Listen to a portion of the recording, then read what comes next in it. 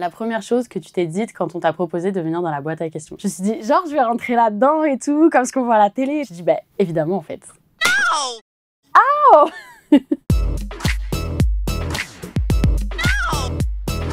Peux-tu nous parler de tes débuts sur les réseaux sociaux? J'ai commencé il y a 10 ans et je faisais des petites vidéos avec des figurines. C'était genre des petits chiens, des petits chevaux et tout. Et puis au fur et à mesure, j'ai commencé à montrer ma tête et ça a commencé à bien prendre. Ça fait effet boule de neige et maintenant, j'en suis où j'en suis aujourd'hui.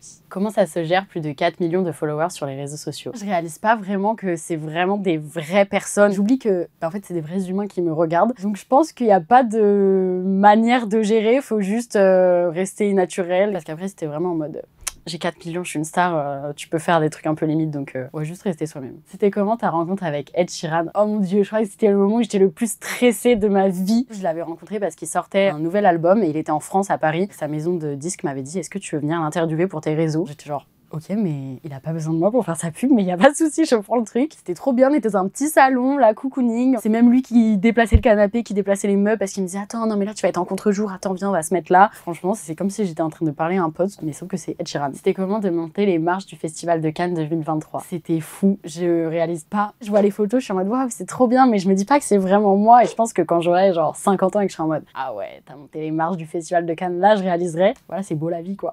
Pourquoi as-tu décidé de créer ton podcast Cordialement Zoé? Je partage beaucoup de vidéos, d'images, etc. Et j'avais envie de pouvoir offrir quelque chose à mes abonnés, mais en leur permettant de pas regarder un écran et juste qu'ils soient ailleurs avec leurs yeux, tout en écoutant quelque chose d'intéressant. J'avais envie aussi de tester une nouvelle plateforme. Ça marche bien, donc tant mieux, je touche du bois. C'est du bois, je sais pas si c'est du bois, mais je le touche. Et là, je prends conscience que je vais potentiellement voir des personnes décédées. On espère que t'es pas phobique des asticots, parce qu'il y en a beaucoup ici. C'est le meilleur job d'été que j'ai fait de tous mes jobs d'été. Il paraît que tu es addict de la famille royale d'Angleterre. Ah oui, c'est vrai. Tu as réussi à le voir, le roi Charles III, à Paris? Non. Je suis trop dégoûtée. J'ai passé 1 heure à regarder tous les trucs, toute la venue en France de la famille royale, mais je n'ai malheureusement pas réussi à le voir, mais ce n'est que partie remise, j'y arriverai.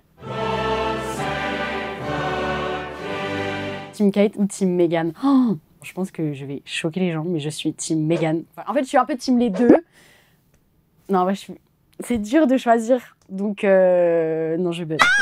T'as envie de leur dire quoi à ceux qui critiquent ton métier? Je comprends que ça peut être un métier qui fait parler, qui est nouveau. Il y a des clichés qui sont parfois vrais, mais pour d'autres personnes qui sont faux aussi. Donc juste de se renseigner, de regarder tous les différents types de créateurs de contenu et après de se faire son propre avis, mais de pas juste dire « Ah non, c'est nul, c'est pas un métier, ils postent juste des photos d'eux ». En vrai, il y a tout un travail derrière et c'est un travail d'équipe. Il y a plein de gens qui travaillent aussi pour nous aider à filmer les choses, à avoir des idées. Donc juste renseignez-vous et puis après, comme ça, on pourra parler. Si demain, Internet disparaissait, tu ferais quoi? Bah, j'irais ouvrir un... Avec ma mère, on aime trop les chiens, du coup, un truc de dog-sitter, genre on garderait les chiens des gens. Voilà, rien à voir, mais je pense que j'aimerais bien. À part le tien, quel compte Instagram faut-il absolument suivre? Bah, le compte de la famille royale. Hein. Comme ça, vous aurez les infos la prochaine fois que le roi vient et vous pourrez avec moi venir le stalker.